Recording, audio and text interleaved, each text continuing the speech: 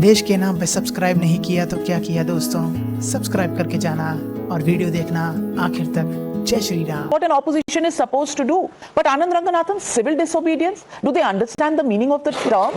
Or is it being loosely used because Renuka Chowdhury doesn't quite mean it that way, or doesn't really, want to make it sound literal? She's only conversationally speaking.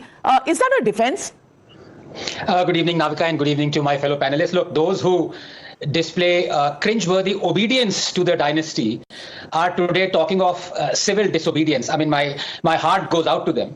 Navika, there's an echo. If you could kindly get it corrected, please. A couple of points I'd like to make. Number one, by all means, you're right that when the nara of civil disobedience was given by Mohandas Gandhi, we were not a democracy, and so it was perhaps justified. Although, when Sanjay says so-and-so did not take part in Quit India movement, let me tell him on record, it was Dr. Ambedkar who said Quit India movement displays an insanity, and Gandhi is a prophet of dark age. You have to be completely demented to take part in Quit India movement. Rajaji also did not take part in Quit India movement, but that's another matter. And as far as RSS taking part in freedom struggle, I guess he wouldn't have heard about Hemu Khilani or Dada Saheb Chamar, but that's again another matter. I want to stick to what Renuka said. By all means, in a democracy, when Indians have started making their laws, yes, a person in a free country is allowed to be civilly disobedient. Yes, but he has to pay the price.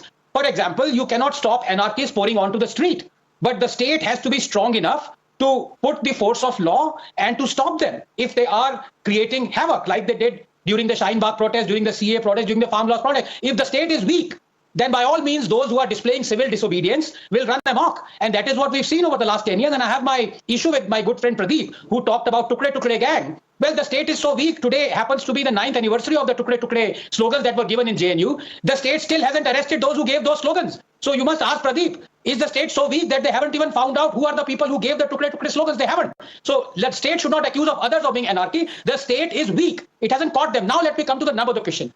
By all means, Renuka is right.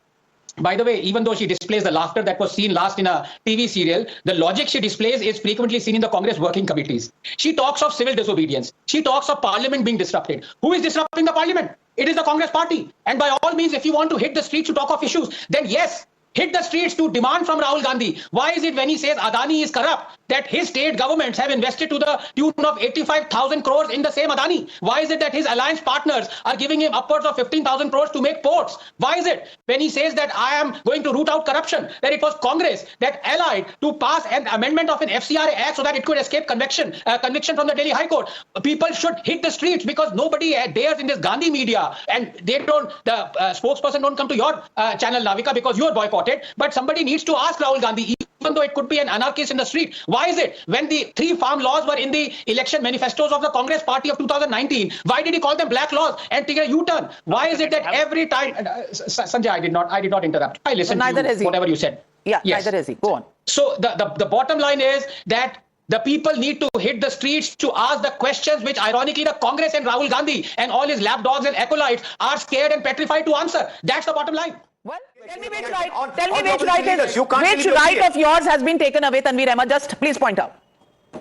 The right to stay in one party.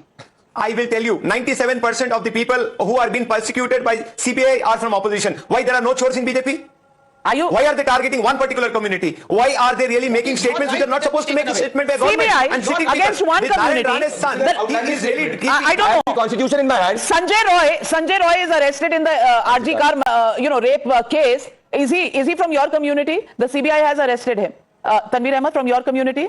I belong to Indian community. I am really talking about, let's really talk about Sardars. The Sardars who were there fighting farm laws, they were called Khalistanis. The Keralites were called Pakistanis, and West Bengal people just because it is ruled by a different government, they were called You can change your goalposts every 30 seconds, and that's a right that you have. But Anand Ranganathan, can you make any sense out of what Tanveer Ahmed, my friend, is saying today? Normally extremely articulate and logical, but today, He cannot defend Renuka Chowdhury. That's why he's not sounding logical. Deep inside his heart, he knows that Renuka Chowdhury has spoken what Rahul Gandhi has said, and he's having the compulsion to defend Rahul Gandhi. Slightly Anybody who will defend Rahul Gandhi has to smile, Anand Ranganathan has to smile.